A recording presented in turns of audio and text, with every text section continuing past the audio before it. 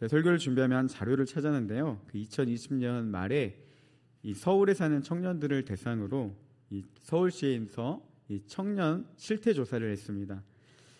여기서 말하는 이 청년들의 기준은 만 19세부터 만 39세까지 좀 폭이 넓죠. 이 청년들을 대상으로 이제 실시를 했는데요. 첫 번째 사진 한번 보여주세요. 네, 이 서울 청년 실태 조사에 따르면요, 평소에 스트레스를 받지 않는다 이렇게 느끼는 청년들이 3.4%라고 합니다. 특히 일상생활에서 대단히 많이 느끼거나 아니면 내가 많이 스트레스를 받는다라는 비율이요, 만 19세부터 29세까지가 35.7%, 만 30세부터 39세까지가 34.3%를 차지했습니다. 그러니까 정리하면 이렇게 볼 수 있겠죠.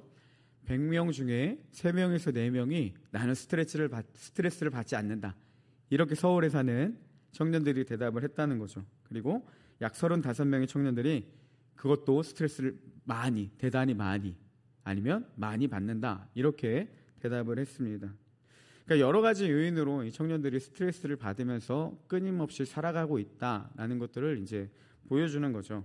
그래서 이 스트레스를 받는 원인이 무엇인지, 그러면 요즘 청년들이 그렇게 스트레스를 받는 요인이 뭔지 이 통계적으로 이제 5가지로 구분을 했습니다. 먼저 5위인데요. 다음 사진 보여주세요. 자, 청년들이 스트레스 받는 이유 5위 뭐죠? 그렇죠. 오랜만에 대답해보죠. 주거 문제입니다.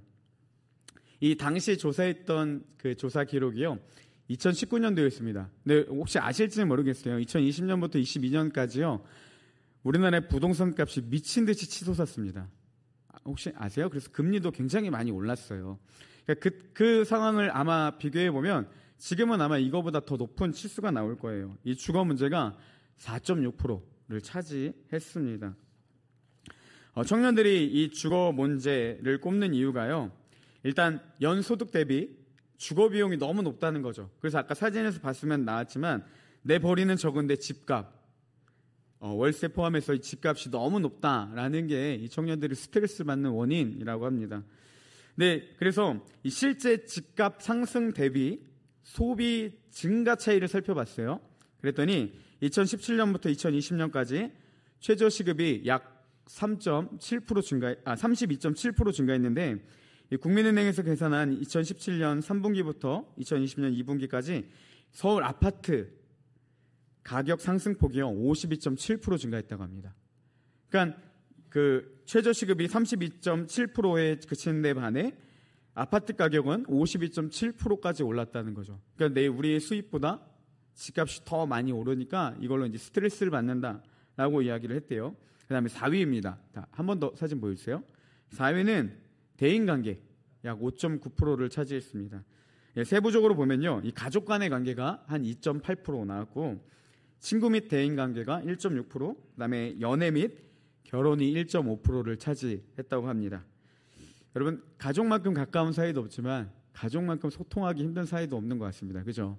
제 청년들을 이렇게 보면 아마 요즘에 가족들과 관계에 어려움을 느끼는다고 한다면 아마 부모님과의 갈등이 제일 많을 거라고 생각해요. 의외로 많은 분들이 이 부모님과의 갈등을 겪는 분들이 많이 있더라고요. 그리고 또 최근에 공황장애가 많이 이슈가 되죠. 물론 좀 시대가 지나긴 했지만, 근데 이 공황장애를 겪는 청년들을 대부분 보면 다 대인관계에서 오는 갈등들로 인해서 이 질병들을 많이 겪는 걸 보게 되었습니다. 그리고 마지막은 연애 및 결혼 문제죠. 여러분, 수련회 오셔서 둘째 날 비가 온다면 제가 이 결혼 특강을 한번 해드리겠습니다. 이 많은 사람들이 이 연애 그리고 결혼에 대한 문제를 가지고 이제 스트레스를 받는다라고 합니다. 유 목사님, 화이팅! 네, 쑥스러운데 한번 웃기려고 했습니다. 자, 3위는요, 이 직장 생활이 차지했는데요, 약 23.8%를 차지했습니다. 네, 아까 청년에 대한 기준이 제가 만 39세까지라고 했죠. 그러니까는 아무래도 직장인들이 많이 있다 보니까 좀 이 비율이 나왔던 것 같아요. 그리고 넘어가세요. 다음은 2위입니다. 2위는 학원 및 취업이 24%를 차지했습니다. 이것도 사진 있지 않아요? 오케이. 네. 그래서 이 취업 및 진로에 대한 스트레스를 받는 사람들이 약 17.4%, 학원 및 진학이 6.6%가 나왔습니다. 이제 고민이 그거죠. 열심히 노력해서 대학에 갔는데 회사 들어가는 것도 그에 못지않게 힘들다라는 거예요. 대학만 잘 가면 되는 줄 알았더니 이 현실은 그렇지 않다라는 거죠. 그리고 뭐 취업이나 또 뭐 여러 가지 문제들, 뭐 진학, 그리고 앞으로 내가 이거를 끝까지 해야 될 수 있는 그 진로 문제 등 이 많은 사람들이, 많은 청년들이 이 안에서 갈등 그리고 스트레스를 받는다라고 합니다.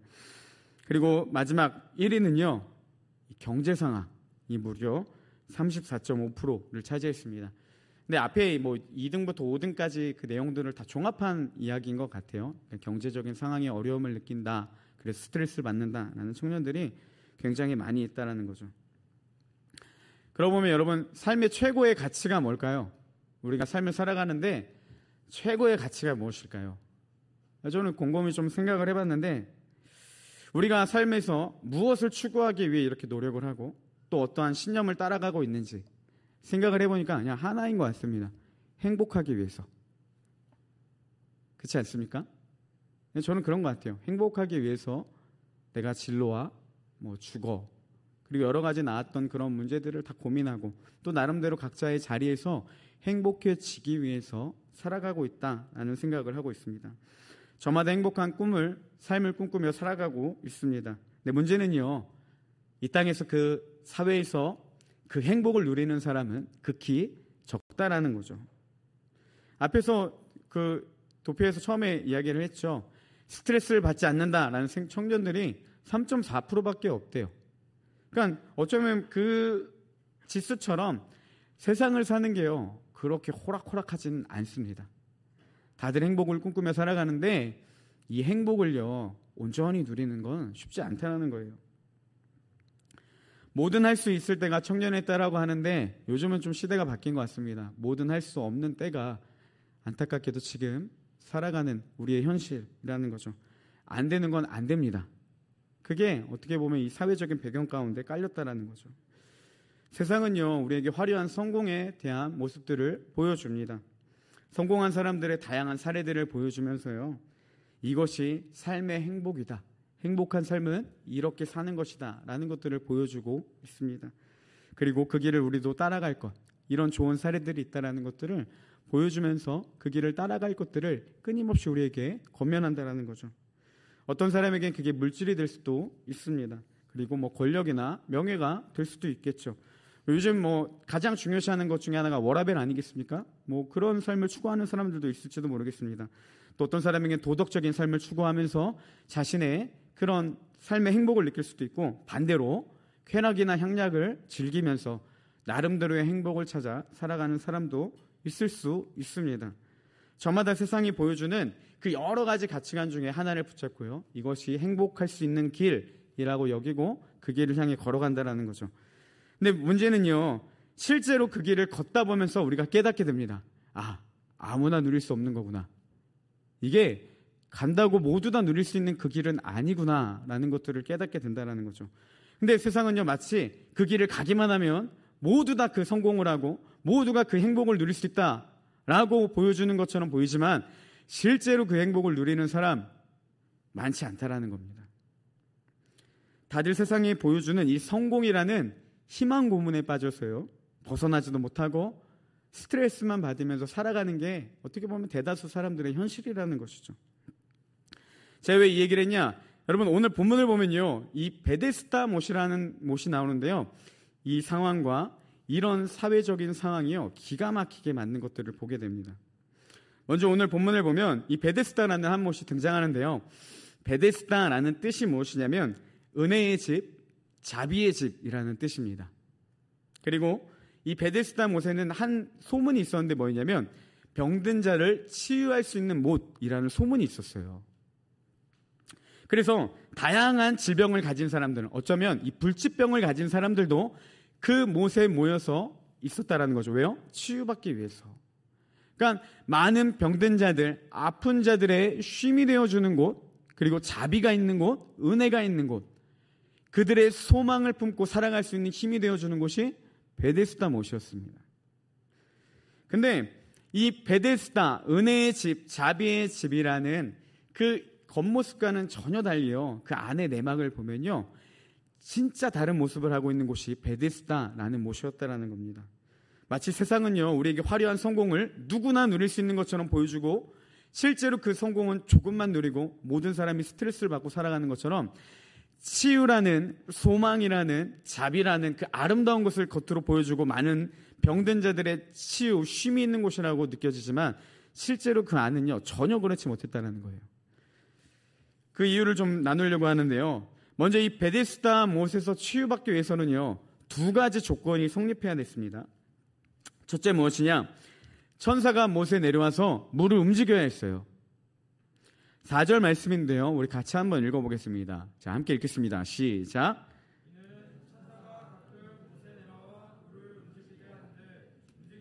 왜 먼저 들어가는 자는 어떤 병에 걸리든지 낫게 됩니다.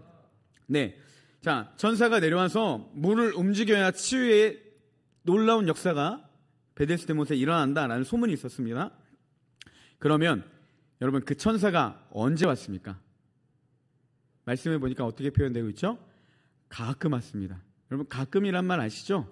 매일 온 것도 아니고요. 주기적으로 온 것도 아니고요. 그냥 어쩌다 한번 온 겁니다. 어쩌다 한번 천사가 와서 물을 동일 때를요, 아픈 사람들이 계속 기다리고 있는 거예요. 언제 올지도 모르는 그때를 막연하게 기다리면서요, 계속해서 기다리고 있는 겁니다. 그게 베데스다 못이었어요. 가끔 오는 그 우연한 일을 마치 하나의 소망으로 여기고 희망 고문이 되는 곳이 베데스다 못이었고, 또 실제로 베데스다 못이요, 이 치유라는 소문은 있었지만 실제로는 그렇지 않았다고 합니다. 이 천사가 와서 물을 움직이다라는 표현을 왜 사람들이 썼냐면요, 그 당시 베데스다 못 안에는 이제 간헐적 온천이 흐르는 때가 있었다고 합니다. 그러니까 온천수가 이제 들어가면 그 고대의 그 증거들에 의하면 이게 붉은색을 띄었대요. 그러니까 이제 철분이 많이 함유된 이 온천수가 그 안에 흘렀습니다. 그래서 간혹 치유하게 되는 일들도 있었다라는 거죠. 우리 온천수를 통해서 치유하는 것처럼 간혹 치유가 되는 일들도 있었다라는 거예요. 이게 이제 소문이 와전되면서 베데스다 못에 물을 동일 때에 들어가면 치유받는다라는 잘못된 미신이 있던 곳이 베데스다 못이었다라는 거죠. 정리하면 이렇게 볼 수 있죠. 가끔 물이 동입니다. 들어간다고 낫지도 않습니다.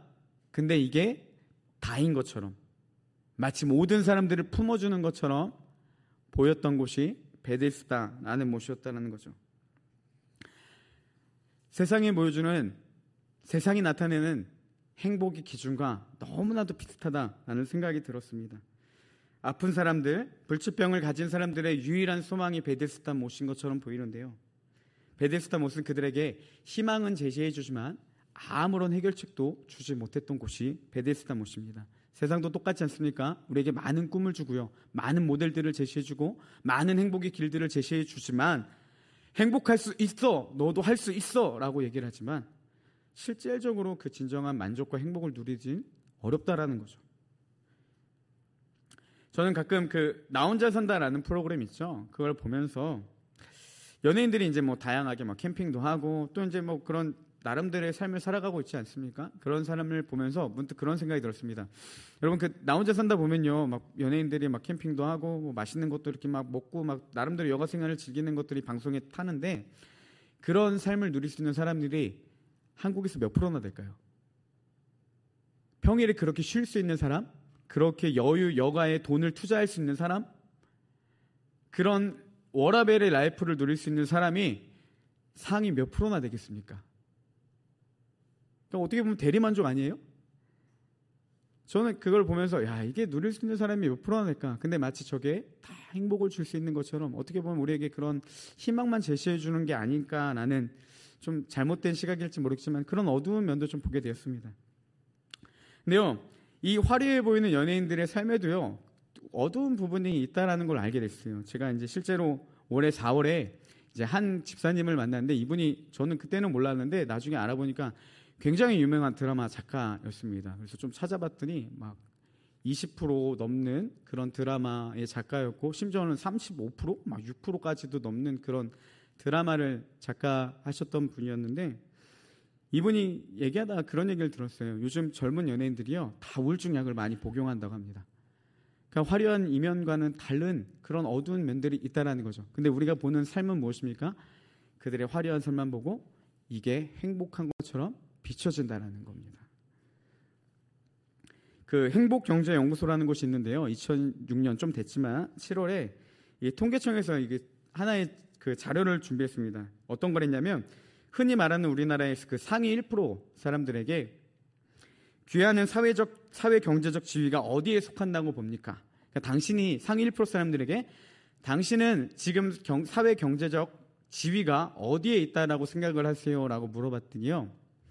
그 6단계로 나눴습니다. 뭐 하하, 하상, 중하, 중상, 상하, 상상 이렇게 나눴는데 이 우리나라 1% 사람들이 대부분 어디를 찍었냐면요. 중하에서 중상을 찍었다고 합니다. 그리고 이 기사를 한겨레 신문에서 이렇게 정의했어요. 부자들은 만족하지 않는다 라는 거죠. 그 자리만 가면 다 행복할 줄 알았는데 정작 그 자리 간 사람들이요 많이 행복을 누리는 것도 아니라는 거예요. 베데스다 못의 치유의 조건 두 번째는 무엇이냐면요. 물이 움직일 때요 또한 먼저 들어가야 됩니다. 자비의 집, 치유의 집의 실상은요 아픈 자들, 괴로운 자들을 실컷 모아놓고 경쟁을 시키는 곳이 베데스다 못이었습니다. 어떻게 보면 덜 아픈 사람, 그나마 좀 몸이 괜찮은 사람만이 치유받을 수 있는 곳. 그러니까 실질적으로 경쟁 자체도 안 되는 곳, 그러니까 출발선 자체가 다른 곳, 이곳이 베데스다 못이었어요. 여러분 종종 한국 사회를 뭐 헬 조선이라고도 많이 불렀죠. 그러니까 뭐 지옥 같은 한국의 삶이라고 이야기들을 많이 합니다. 왜 젊은 사람들이, 왜 우리 청년들이 그토록 뭐 한국 땅은 헬 조선이다, 한국에 사는 것이 지옥 같다라고 여겼을까요? 뭐 많은 이유들이 있겠지만 저는 그거 같습니다. 불평등, 불공정함, 그게 우리 사회에 만연해 있다라는 거죠. 이 중앙대학교 동문과에 이 김누리라는 교수님이 계신데요. 이분이 그 YTN에서 한 인터뷰를 한 영상을 제가 봤는데 이분이 이런 얘기를 해줬습니다. 여러분 지금까지 그 자본주의 역사에서요 가장 불평등한 시기, 불공평하다라고 여겼던 시기가 무엇이냐면 그 레미제라블의 배경이 되었던 이 프랑스 대혁명 시기였다고 합니다. 근데 그 당시에 불평등이 이 피케티 베타 지수, 뭐냐면 이 피케티 베타 지수는 경제학자 토마 피케티가 만든 불평등 지수래요. 그러니까 불평등을 나타내는 지수랍니다. 근데 이 프랑스 대혁명 시기의 불평등 지수가 얼마였냐? 7.2였다는 거예요. 근데 지금 한국의 이 피케티 베타 지수, 불평등 지수가 얼마냐? 약 9점이랍니다. 그러니까 지금 한국처럼 이 정도 불평등을 가진 나라는 없다, 이 정도 수준까지 와버렸다라고 그 교수님이 이야기를 하더라고요. 그러면서 막 여러 가지 사례들을 이야기를 해줬는데 결론은 그거죠. 불공평하다. 이 경쟁 자체가 안 된다라는 겁니다. 입시, 여러분 입시 자체도 우리가 경쟁이 다르지 않습니까? 사교육비 차이가요 10배가 넘는다고 합니다. 기성세대들과 경쟁이 되십니까? 이미 우리는 출발선부터가 다르다는 거예요.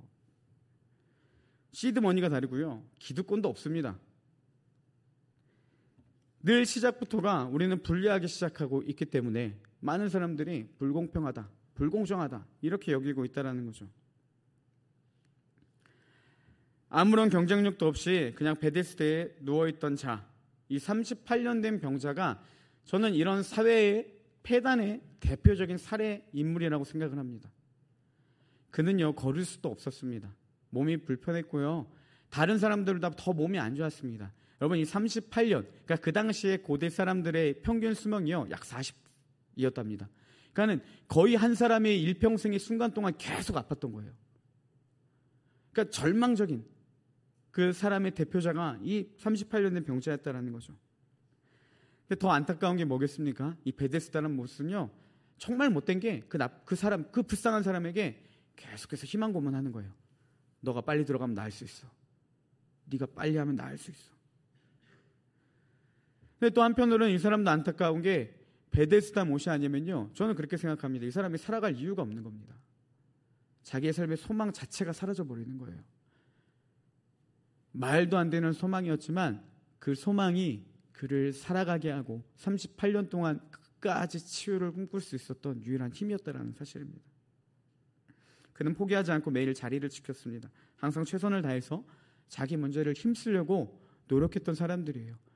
요즘에 사회가 좀 잘못돼서 마치 그 어느 정도의 능력주의, 그러니까 능력을 취하면 그 사람이 부지런히 살았고 능력이 없으면 또 고된 그 노동을 하면 마치 그것들이 나의 게으름으로부터 시작됐다라는 그 잘못된 인식을 가지고 있는데, 이 사람은요 게을르지도 않았고 노력하지 않은 것도 아닙니다. 끝까지 소망을 가지고 끝까지 자신의 자리에서 최선을 다했던 사람이라는 거예요.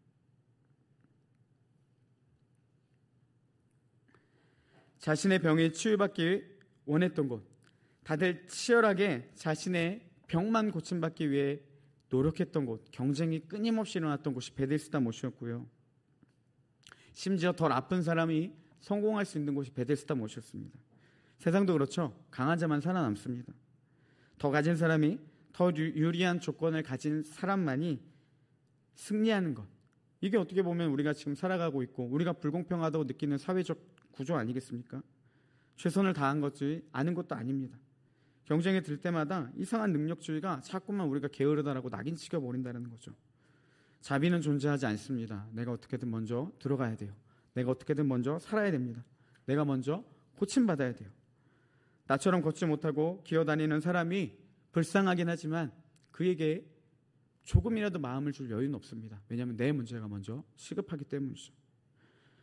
38년 된 병자는요, 아마도 베데스다라는 곳의 부당함을 알았을 겁니다. 경쟁 자체가 안 된다는 사실을 알지만 떠날 수가 없었어요. 왜냐하면 이것마저 놓으면 그 사람이 잡을 게 하나도 없거든요. 부당해도 방법이 없습니다. 어쩌면 베데스다 못은 그에게 소망 아닌 소망을 품게 해주는 유일한 삶의 끈이었다는 것이죠. 우리가 사회에 대해서 불공평하다, 불공정하다 라고 이야기하면서도 어쩔 수 없이 그 안에서 우리가 행복을 찾으려고 노력하고 성공이라는 이름을 부여잡으려고 살아가는 것도 똑같지 않겠습니까? 그런 38년 된 병자를요, 예수님이 찾아가십니다. 그리고 말씀하시죠. 네가 낫고자 하느냐? 내가 이 절망에서 벗어나길 원하느냐? 이렇게 말씀하고 계세요. 근데 이 병자가 이렇게 대답을 합니다. 병든 사람이, 나를 못에 넣어주는 사람이 없어. 내가 고침받고 싶은데 나를 못에 넣어주는 사람이 없어. 내가 가는 동안에 다른 사람이 먼저 들어갑니다. 이렇게 얘기를 하고 있어요. 예수님, 마치 이런 거죠. 저도 절망에서 벗어나고 싶습니다. 그런데 베데스다 물이 움직일 때 내가 먼저 들어가길 원하고 있는데 자꾸 다른 사람이 먼저 가요.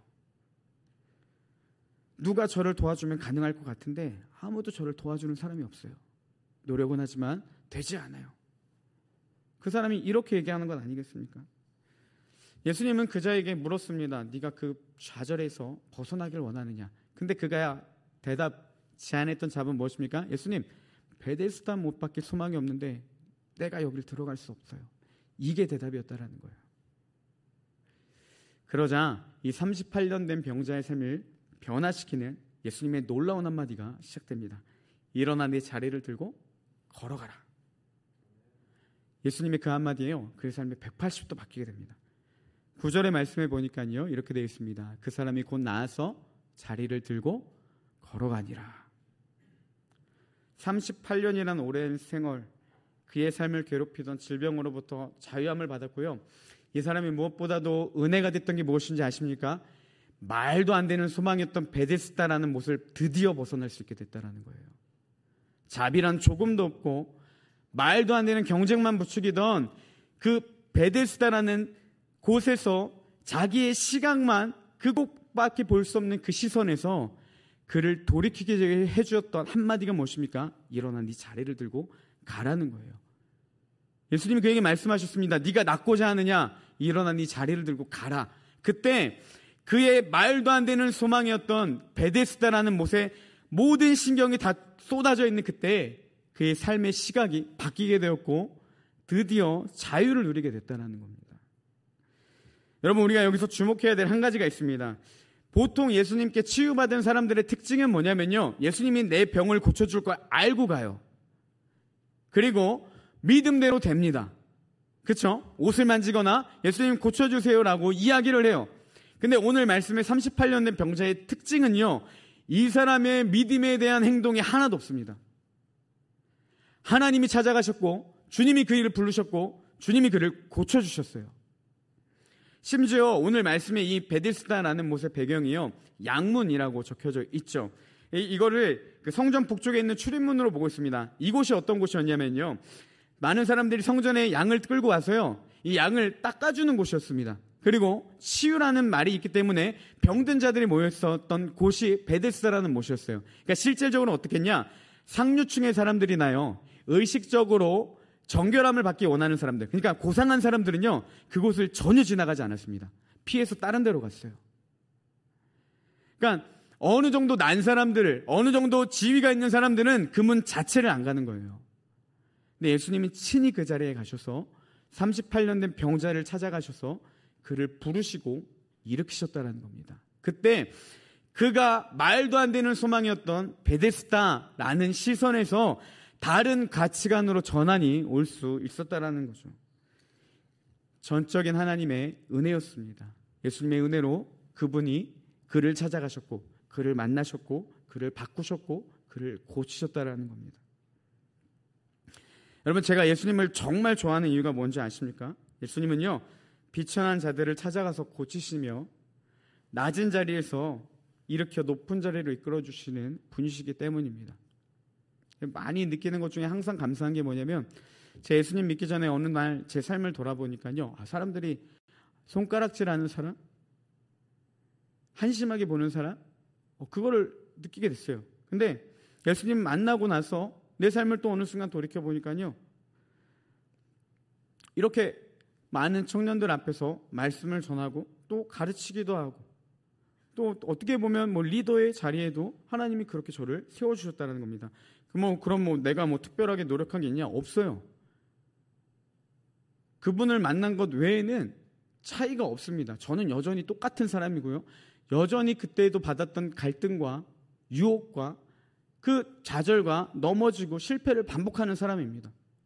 지금도 그렇게 하나님이 저를 건져주셨지만 약한 내 모습들로 자꾸만 넘어질 때마다 얼마나 괴로운지 몰라요. 근데 하나님은 여전히 저를 목회자로 사용하기를 원하신다는 겁니다. 이게 예수님을 믿는 가장 좋은 이유 중에 하나라는 거예요.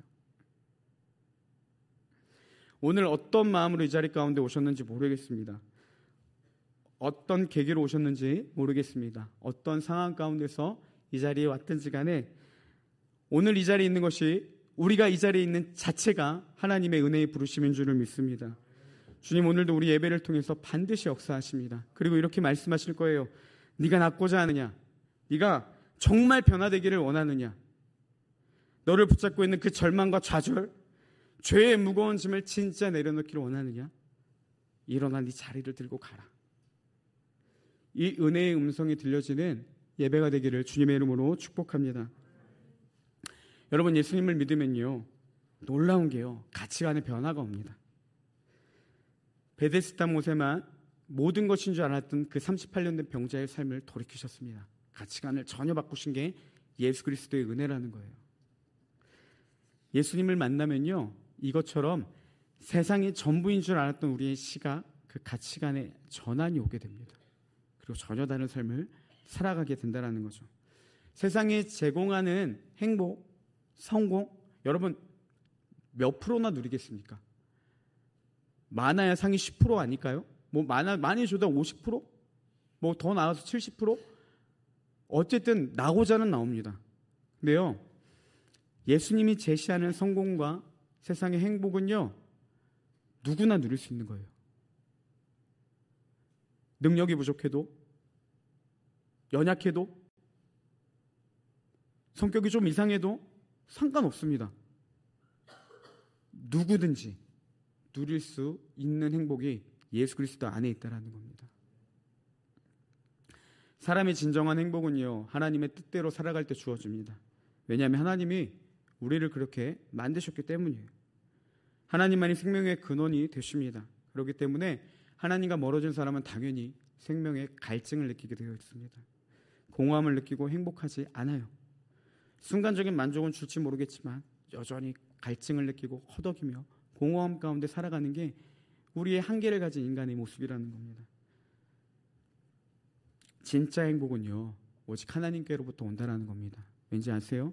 행복이라는 자체를 만드신 것도 하나님이시기 때문입니다.